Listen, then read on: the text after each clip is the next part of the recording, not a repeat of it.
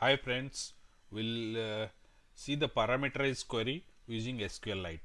In our previous tutorials, we have already described how to mount a drive or upload a SQLite database to Google Drive and connect it from Colab.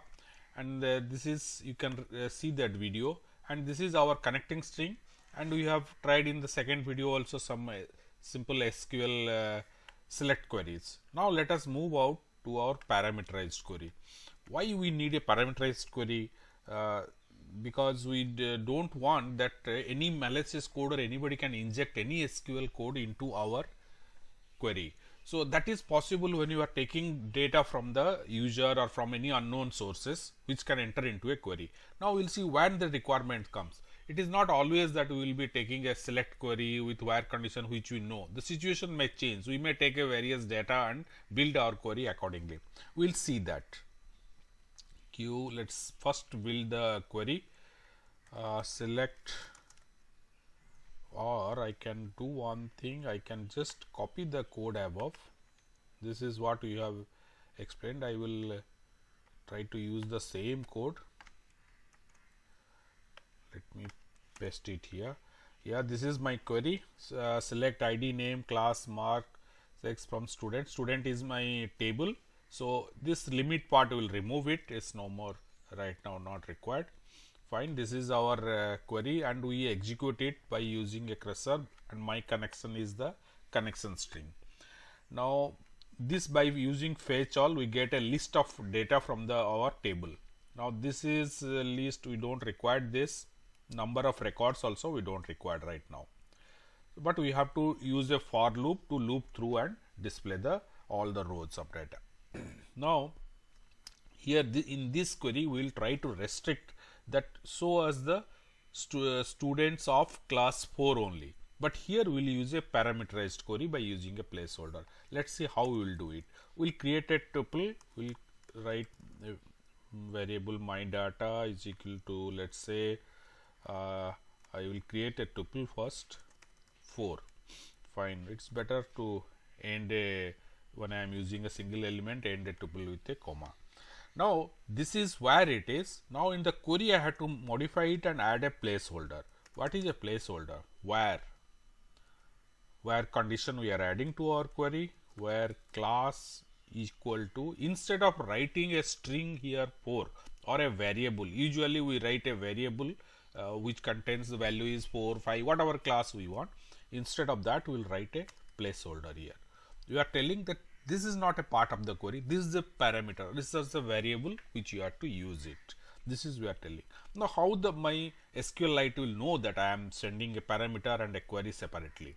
Execute also, this will take another optional parameter. We will say here my data. Now what happens?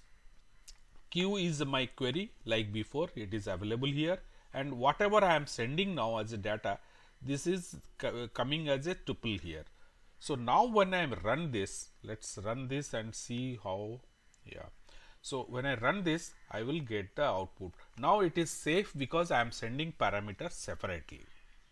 You can see this is my all the records of my class is equal to 4. Now let us use 2 parameters and we will see that way. I am adding a code. Let's remove this. Fine, the same thing I am using here 4. Let's say I will add one more. No, 2 commas not allowed. Okay, 3. Fine. Now here class is 4, or I am telling class is 3. See, the sequence matters here. This is will be replaced by this variable. So the sequence matters here, though in this case both are same, so it doesn't make any difference, but in some time you will be sending a class, sometime you will be sending something else also. So the sequence of these placeholders matters. Now let us run this code and see.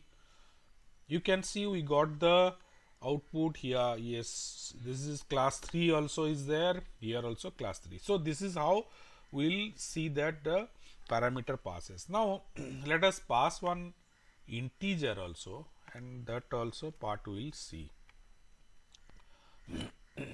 This is a one more code block. I pasted it here. instead of class, let me say id equal to,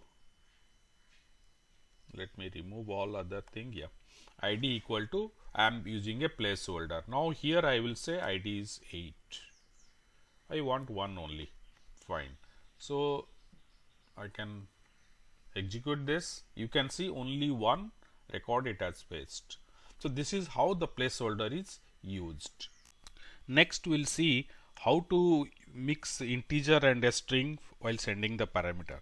There is no much difference, but still we will see that to understand it better. What you will do, we will say that where there is a mark column is also there. So we will say where class will take the input as class and mark is greater than or equal to, say we'll take some value. So let's say we'll say first is class, so we'll say class is 4. Now mark will say it's more than 50. So this is our query. Let's say what, yeah, you can see all the outputs. Now we can restrict it and check our query also by changing it to, say we want mark more than 80. You can see only 3 records are qualified.